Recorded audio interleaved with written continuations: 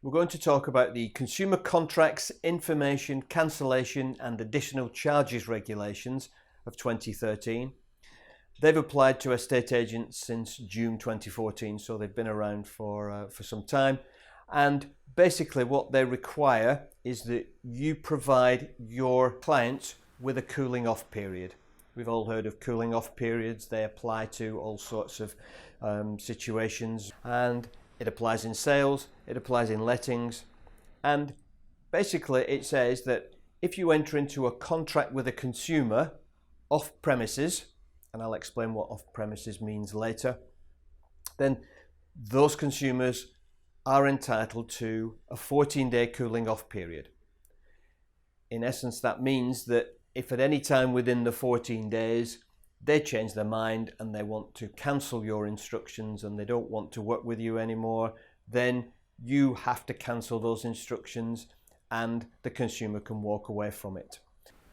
You have an obligation to ensure that you provide written information to those consumers on their cancellation rights, and if you don't do that, then potentially your contract is unenforceable and trading standards can issue a penalty, or the courts can issue a penalty of £5,000. So therefore, very important that you get this right. So what is an off-premises contract? Well, there are three situations where off-premises contracts might apply, and they're not as simple and straightforward as you might think.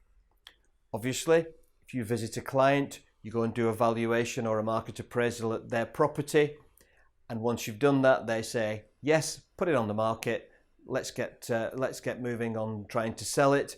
Then that would be an off-premises contract straightforwardly, and they would have a 14-day cancellation right. Second situation is where you do a valuation and the client says to you, that's great, put it on the market, let's go ahead with selling it. And you say, well, actually I can't agree to a contract at this moment in time. What I'll need to do is go back to the office, get all the paperwork sorted out, and then we can agree the contract and get things moving. So would you come into our office to sign the contract? This actually gives that consumer a cancellation right. The contract hasn't been agreed off premises, but because the client has instructed you or given you an indication that they want this contract to start, then they have a cancellation right, and you will have to provide them with their 14-day cancellation rights in writing. Third situation is where you do your valuation and the client says, hey, I'm not quite ready to instruct you yet because I've got another agent coming out in the next half hour who's going to give me their valuation. I'll be in touch once I've spoken to the other agent and I've got their information about their contract. By the time you get back to your office, then you've had a phone call or an email from this particular client who said, yes, that's fine, I want you to put it on the market and sell it for me. They will also have a cancellation right, providing they've come back to you within a reasonable period from when you did your valuation visit. And that reasonable period is open to interpretation, but I would generally say if it's within 4 or 5 hours, then they would be entitled to a cancellation right.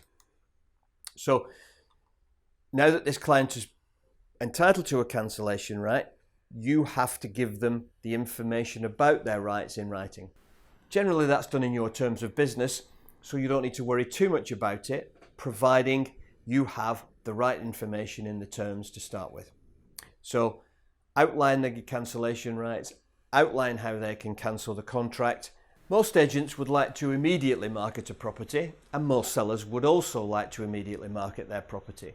However, because they've got a 14-day cancellation right, you can't immediately market unless the client gives you instructions to do so, and they give you that in writing.